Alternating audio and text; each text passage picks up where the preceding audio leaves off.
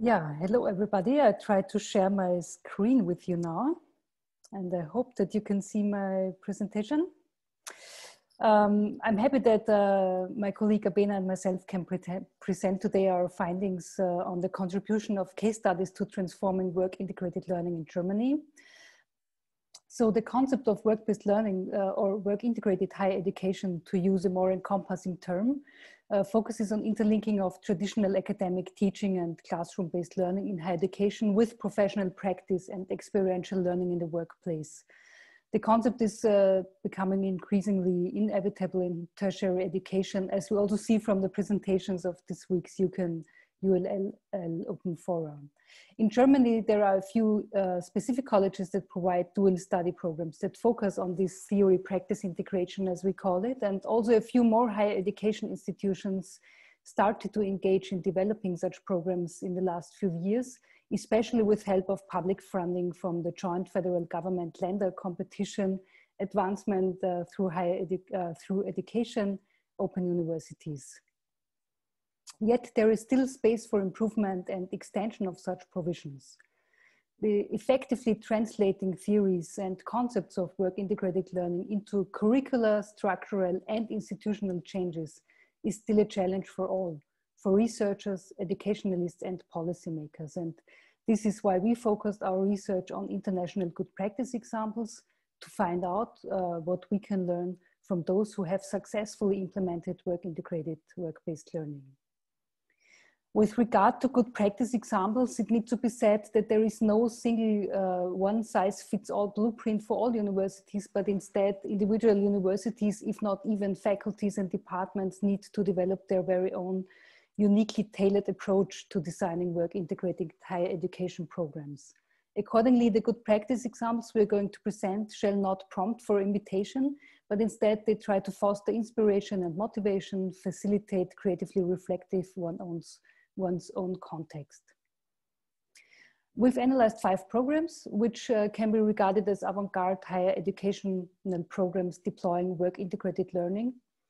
And although the various approaches are distinct, the analysis allowed to identify factors relevant for the success of the respective approaches. Before we sum up some of these major factors, we would like to give you an insight into 3 of the 5 analyzed cases. And I give the word over to Abena. Okay, so the first case that we would like to introduce to you today hails from the United States, and more specifically from the University of Pennsylvania, for brevity called UPenn, which is an elite university in the state of Pennsylvania in the US. And UPenn initiated a partnership with the private sector learning provider Trilogy Education Services. And together they developed a non-degree certificate in front and back end coding. So that's computer programming. They delivered this course in form of a coding boot camp. That's what they called it, because if you did it on a full-time basis, it lasts 12 weeks. And if you did it on a part-time basis, it lasts 24 weeks. The program is accredited by the university, but delivered by the educational provider Trilogy, and it leads not to an academic degree, that's perhaps important in this context, but to a non-degree certificate. The lecturers are professional experts, so they come from the industry, from the back and front end coding industry, so they're not academics. And the learning content is modeled based on a real-world corporate environment, and together with the university's quality seal, UPenn, it offers a unique value for students positioning in the job market. So they're hot stuff the minute they complete their course, basically. And for the university, it means a relevant source of income.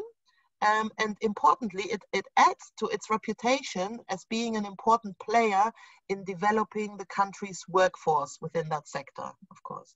So what's quite remarkable about this case study is that the university, an elite university, traditionally academic university, interpreted academic learning a little bit wider to also include knowledge acquisition that's relevant to communities of professional practice.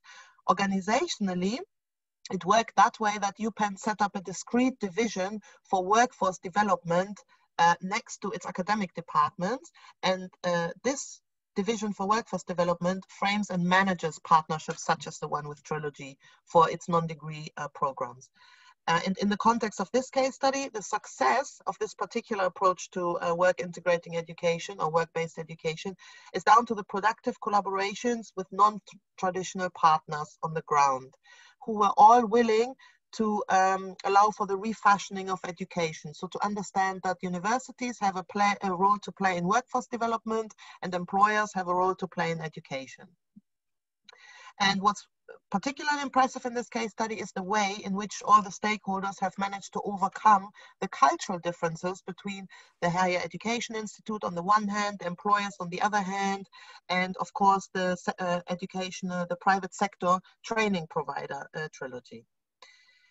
Now, without further ado, this takes us to our second case study that we would like to present to you today. And this case study comes from the United Kingdom, where recent legislative changes were introduced in order to set up the so-called degree apprenticeship, which is available at bachelor's and at master's level, in order to encourage universities to cooperate with employers and industry bodies in jointly developing sector-specific higher education programs. Our specific case study was undertaken at the Institute of Local Government, in short INLOGOV, which is a department at the University of Birmingham.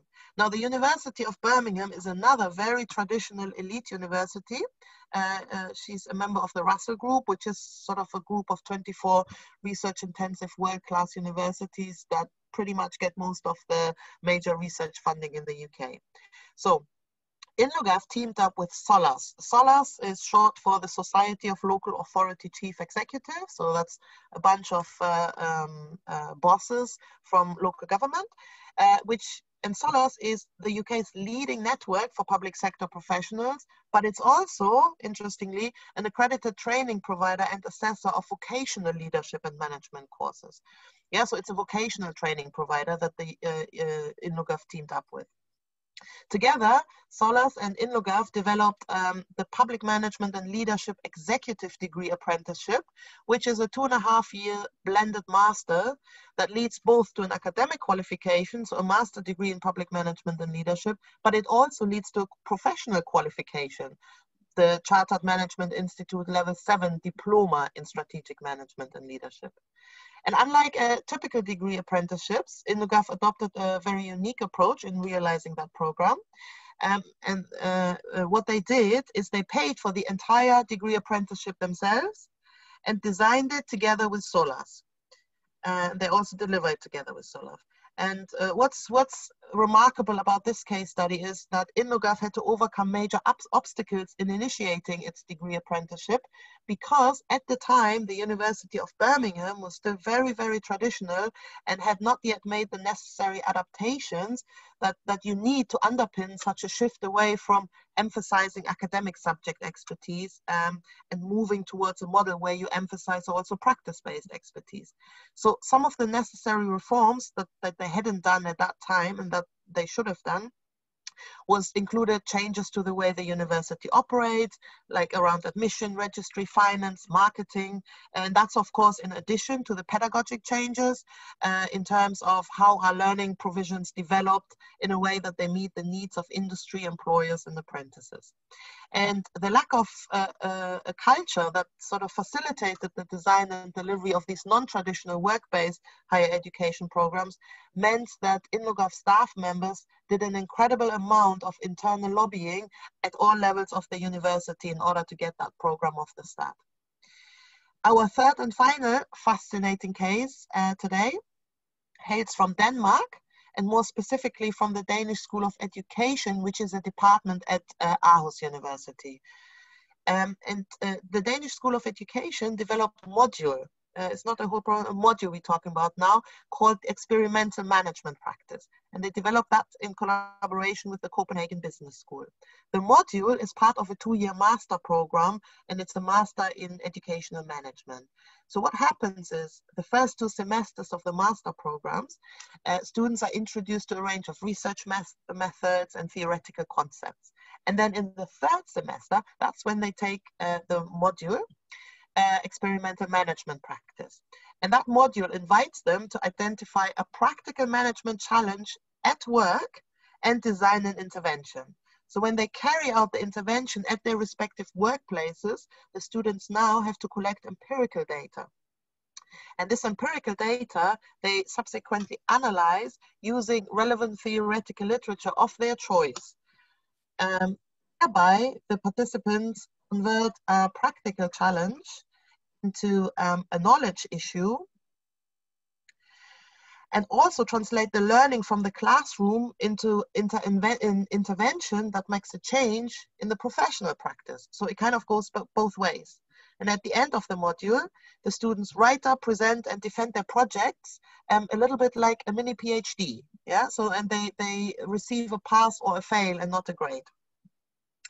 What's particularly noteworthy about this case is that for starters, the pedagogic model is called problem-based learning, and that's a fantastic pedagogic method to put students in charge, encourage self-directed learning, instill some general skills around project management, etc., which of course contribute to employability of learners, but it also adds value for the employing organizations by having students address a problem at work. And of course, it maximizes the knowledge of other student practitioners in the classroom. Yeah, so there's also a considerable amount of peer learning going on. And perhaps quickly, just to point that one out, the university in this case gave its staff members a lot of room to maneuver to develop this module and to run it, which is also perhaps worth noticing. So overall, even though we've had, next slide please, we've had quite a huge array, as you can see, it's a wide array of different good practice cases set against very different conditions in their respective countries. But however, we were able to distill 4 factors, shared factors that emerged as pertinent. So the first one, as you can see, is productive and innovative partnerships. And that's really about, in all our cases, we saw that the Higher Education Institute was able to effectively engage with private sector partners, learning providers, and also employers or sector bodies or industry bodies.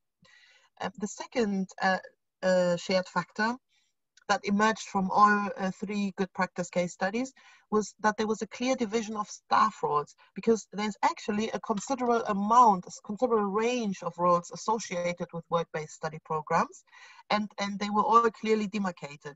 Because mind you, they involve academic roles, they involve the employer-facing roles, they involve student-facing roles. Then we have all the professional roles ranging from contract managers, administrators, facilitators, legal personnel. Yeah, so there was quite a lot of cooks involved, and they all had their role to play. The third factor that sort of emerged as a shared pertinent factor for success was a formalized and systematic integration of the theoretical, so of the academic learning, yeah, the experiential, so that's the workplace or the worksite learning, and then the peer-based learning, not to forget. They are studying with other professionals, and everyone is developing their ability to become a reflective practitioner and research their own practice.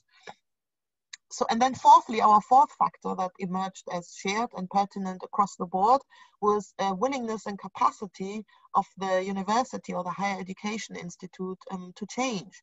And that includes not just pedagogic changes in terms of, designing and developing and delivering learning content, but it was also very much about structural and institutional and operational and cultural changes, in terms of adopting a culture shift, understanding that you have to change your admission, your finance, your marketing, that you have to put institutions in place to coordinate with lawyers, that you have to speak a different language that also lawyers and others can understand. So there is a whole lot of change involved. If I may have the next slide, please, Anita. So while we looked at the good practice of all the cases, but of course, you know, in terms of the theoretical contribution, this study had also some very interesting implications for what case study research more generally can contribute as a methodology. And that's kind of why we asked you to entertain us with our poll. You know, what is it really that case study research can contribute to academics, to practitioners, to both? Because Bern study found in 2000 that case study has somehow become a catch-all category for anything that doesn't fit into experimental, survey, historical sort of methods. So, in 2007, Ritter proposed that case study research actually does a variety of different things, which you can map along a continuum. So, and this offers a much more fine-grained understanding. So our particular case study research and the contribution that it makes could be located in gaps and holes, which you see, that's the second column on our slide. And that's kind of where the case study research is theory driven, and it sort of seeks to compare theoretically based predictions with the empirical data collected. And the strength here for this sort of gaps and holes type of case study research is that it looks for mechanisms in their specific context, which can sort of reveal the nuts and bolts, the cause and effects more precisely. It helps with identifying or confirming new elements or relationships with for tentative theories, because as we've heard yesterday from Carol, you know, work integrating work-based learning is still very much being developed epistemologically and also ontologically. So subsequent propositions for modifying or extending the theory contributes, or in other words, the case study research, the results contribute to an analytical generalization of the theory and thereby enhance its usefulness. Yeah, this much from our side. And we'd now be happy to answer any questions concerning our presentation, and also would like, and maybe we can show the results of the poll again. We would like to invite you to share your insights regarding possible contributions of good practice case studies to practice in work integrating higher education in view of the results, or better said, your answers at the live poll from the beginning. Okay. Thanks for showing the poll. I will switch off my screen sharing now. So, thank you very much, Anita. Thank you very much, Abena, for this very, very interesting contribution and insight in the case studies. Also, on the one hand, on the methodology and what you can do with case studies, but also on the insights. And maybe I can start not only by moderating the discussion. Wait, just put the bit away, because what I could see already in the chat, there were some quite, and you were wonderful in time, as you could hear now. So I wanted, there were questions already in the chat that were very much actually to the case studies. So maybe we can have just a first round, initial questions to your presentation and maybe to the case studies, because I think maybe there are some more, and I may ask all of you to write them down if you want to at the moment. I would like, I can pick them up, and I think there was the first mentioned by Carme Royo, which was related to the UPenn, the University of Pennsylvania, and the question about the control over content and of course the quality topic, which we have in universities and which I see also as a big topic. It's about academic knowledge. I see some people nodding. And, who has the control and what's the role of the university? So maybe you could say a few words on that. Okay. Abena. Yeah, I may just jump in there. So this is actually very tightly quality controlled. They are meeting, the university designs the curriculum together with these professional experts. They recruit, for starters, they recruit the lecturers. They also then train them so that they do have some academic training in terms of, you know, efficient lecturing. And then that combines with their knowledge of front and back end coding and having worked in corporate environments forever. The curricula is designed together. They have every 2 weeks they meet. at a high level, yeah, so that's not just perhaps at a lower operational level, but at a high level and at the executive level, at the operational level, they meet and discuss. They constantly monitor the performance of the lecturers, of the students, so that they can adapt and adjust the course in real time, yeah, so they don't wait like most of us until the end of a course to then say, hey, what do you guys think? Can we have a sort of a post-mortem? And they do it in real time. So it's very stringent. Also, to get on the course is not that easy. Just because it's not an academic degree, they have high expectations because they don't want the students to drop out. It's a very, very demanding course. It's high intensity. Basically, the students need to put their lives on hold and basically, you know, bring all their savings to it. So they want them to succeed. And they have a lot of student support in place, a range of personal supervisors, tutors, classroom assistants to guide and enable every single student that gets accepted onto the program. Thank you very much. And I think that means the quality control in the end is placed with the university, right? If I understood that. Yeah. Okay. Yeah. Okay. Thank you. With strong collaboration, of course, then with Trilogy. Yeah. Okay, thank you. Then I'm maybe moving to Aarhus because I think that was an interesting question of Pat Davis. And about the Aarhus students, the question was, is it a part-time study program? So students work alongside study? It is. So it's not, yeah? Abena, maybe you want. It's a part-time program, and it's actually directed at educational managers, right? So anyone who's now in line to take over leadership, let's say, of a secondary school, yeah, they would be sent to do this master. So they are all already in senior positions, but they are about to be promoted to leadership positions. So that's kind of the student population that they are targeting. Thanks. I just take the last question and then I think we already go further.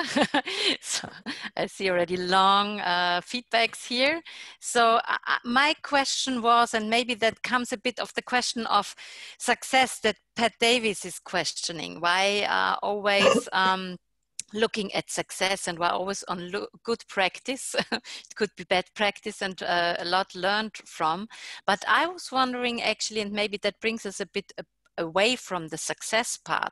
Why did these universities involve? Why did Birmingham or the Institute in Logov involve in this sort of programs? Why was it at UPenn? I mean, that's a strong research-based universities. Why? I could ask, why should they? And I don't know how it is about Aarhus, but maybe you could say something about like the background, because I think that would be also interesting to hear about. Yeah. So I'm very sorry if there's an impression that that they are all successful. They're good practice case studies. That's why we purposely did not call them best practice case studies. And a lot of things went wrong, especially in Lugov. University of Birmingham, as Eva already said, is a fantastic example. Everything was wrong. Nothing was in place. But the department somehow forged a way. So our case studies were much more about mapping a journey from making the impossible somehow possible, and sort of extracting the factors that eventually made it possible for them to overcome all these barriers and impossibilities. So I think that's a wonderful question, because it just gives us the opportunity to highlight they are not really about success. These case studies are about persevering and making the impossible somewhat possible. Thank you for that, Abena. I have a question of Nadia Bregoli, and I think this is something that also Carol mentioned yesterday, and I see some people here already who do a lot in this area when it's about work-based learning. It's the recognition of prior learning. So my question is, were there any, was the recognition of prior learning a topic in one of these case studies? Was there anything that you did, that the universities did, how did you say, integrate into their programs on the recognition of prior learning? Okay, yeah, so not within the 3 case studies we presented, but if you remember, Anita, just before I presented a sort of selective range of case studies to you, we showed a slide of the 5 case studies.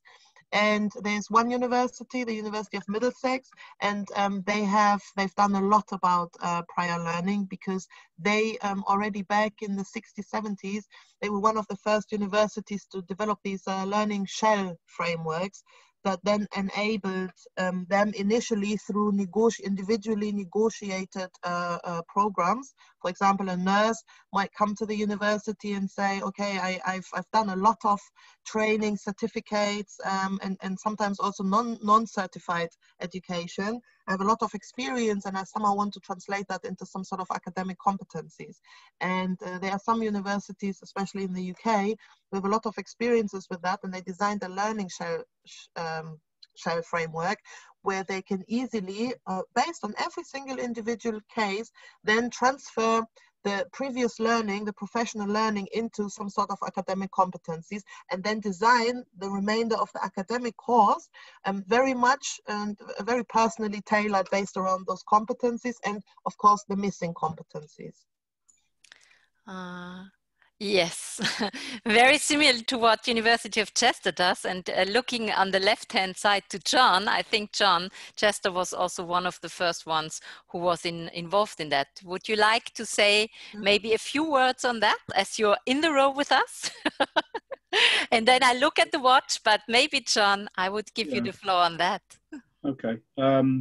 Yeah, what you're describing, Abena, is it's a transdisciplinary whole program learning by contract, which means you don't start off with subject discipline, but you start off with the learner, either as an individual, but actually mostly with organizations, and you tailor the learning to the specific requirements of the organization or the individual. So you have negotiable learning award titles. You don't start off with a title and a program, you negotiate it with whoever wants to do the learning.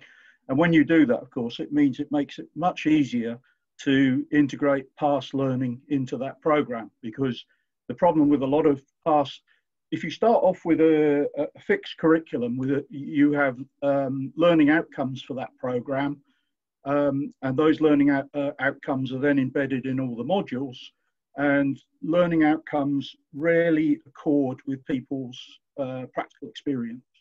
Okay, so if you have a flexible framework which is tailored to the needs of the individual, it's much easier to incorporate past learning into that negotiated award. The other thing I should say, I mean, use the word competences. Generally, we don't assess competences, we assess learning, and that's the focus, and there is a difference. Competences are things that you achieve in the context of a workplace, which is highly situated, and the people who are best placed to assess the value of those competences are other practitioners, not ourselves. We are specialists in learning and the acquisition of practice knowledge. So we don't assess competence. We don't think we're fit to do it. I have to laugh at that moment because I know the discussion I had with John already some years ago. They are the Germans and the English ones. Yeah, sure, yeah. Because, no, but this is fine. And you're right, because I think you have a broader understanding about learning, you know. I think that we are very much driven to this. And I think the Germans, or I have to see at least for the German speaking world, which I can speak of, at least for Austria and Germany, I have to say. So we are so proud that we talk about competencies now. So please don't put it away from us.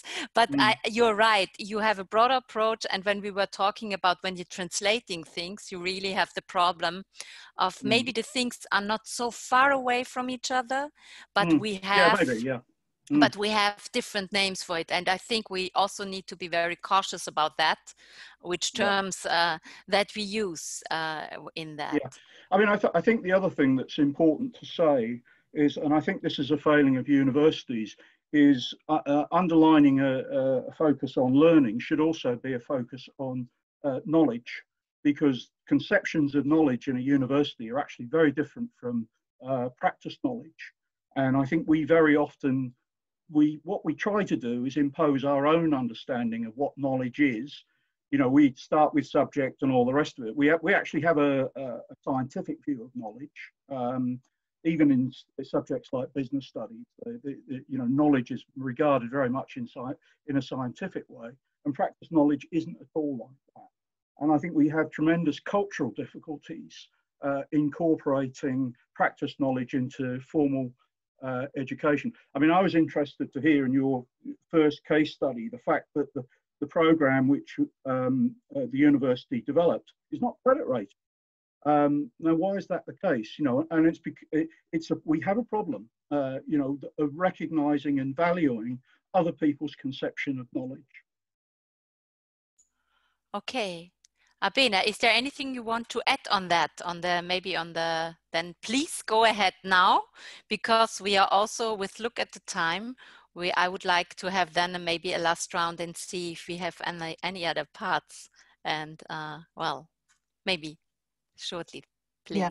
Yeah, just very shortly, and this is kind of to go back to the original question about the prior learning. You know, especially following John's more detailed explanations, what is a little bit of a shame is, well, at least what we've seen in our one case study in Middlesex, is that some of the advances that have been made about, you know, more flexible conceptions of knowledge and those sort of tailored learning programs, negotiated programs, they are now reversing some of that development, because at national level the degree apprenticeship has come in. Yeah, so at face value, we just had one interesting interview with a nurse, or the lady who oversaw the nursing department, and she said that now, because at national level this form of work integrating or work-based learning in form of the degree apprenticeship has come in, some of the excellent individually tailored negotiated programs that they previously did have now been cancelled, because the university said they cannot afford to keep everything up and running. Yeah, so that's, I don't know, for everybody comes from a different context, but it's quite interesting that on the one hand, it's obviously a success to get it mainstreamed on a national level, but then on the other hand, some of the more locally tailored, or, you know, individually grassroots tailored options, they're disappearing because of that. Yeah, thank you for that. Okay, John, you have a small comment, and then I will do the final words. John. Yeah, just to say that in my university, we run the apprenticeships alongside the sort of approach to individualized work-based learning you're describing. And actually, there's no reason why you can't run two. And I think there are other reasons. It's very difficult to run something that's very different from the rest of the university, has a different conception of knowledge, of learning, where students start when they want, they study when they want. The issues are actually cultural. They're not to do with government policy or anything like that. Universities really are industrial organizations, whether people like to acknowledge this or not. They're a product of the 19th century who are struggling to adapt to the 21st century. Thank you very much, John, for that. And actually, this would be also some words that I maybe, and I think Abena and Anita, you really made very clear, you know, different approaches, and also, you know, and also tipped on the topics behind, because what we could see in the UK, and I think this is what Birmingham is a good example. There it was a university that really jumped on the train for a solution of a problem, and for this university it was a solution, because they did not have anything before on that. And in other universities you have the problem that this may be not in your, John, but this maybe brings a bit, because there is more money in there, there are more institutions involved, and that has to do with cultural issues, but also with the management of the university, I think, you know, and how strong you work within that. When we talked about in Germany, and you know, in Germany that we have still the separation, you know, we have dual study programs, but these are very much also more in universities of applied sciences. we still have problems with engaging also research-based universities in work-based learning. And for a country as Germany, maybe some such idea as apprenticeships, or like the law that was made in the UK, could be very beneficial for some institutions, that they jump on the train and say, well, if they wouldn't do it, but if it's then for the money or other reasons, you would go for that. So it's just, I think we have a lot of issues concerning cultural, and I think, Abena, you mentioned some of them.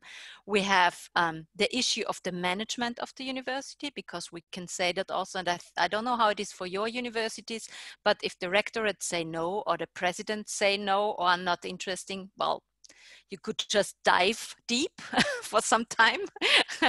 And then you have, of course, the cultural issues, because, and you have maybe some of the disciplines who would be closer if you have this cultural issue. I mean, I know, John, that you're even more radical than I am, but if you have some of the disciplines who are closer to the workplace, for them, it would be probably easier to deal with forms of work-based learning. So I think there are some issues, and for that, I may also say we should talk again on Thursday on that, because there will Lucilia Santos on the University of Aveiro, and she will talk about some of the change that could have been made within her institution, but also in a specific field then. So, having said this, I would like to say thank you. Thank you to all of you. Thank you for, first of all, Anita and Abena, for your contribution, for making us think about good practice, but also about the challenges behind that. Thank you for all the colleagues being here. Special thanks to John, who was just jumping in on the prior learning. It's great to see you again. And all the colleagues from North and South and East and West. So have a good day, or a good morning in some countries. And I hope very much to see you soon tomorrow.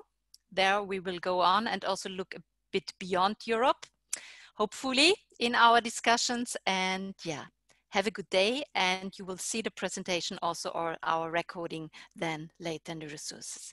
Have a good day. Bye. And make yourself visible if you want to say goodbye. Please do so. Thank you. Bye. Bye. Bye-bye. Thank you.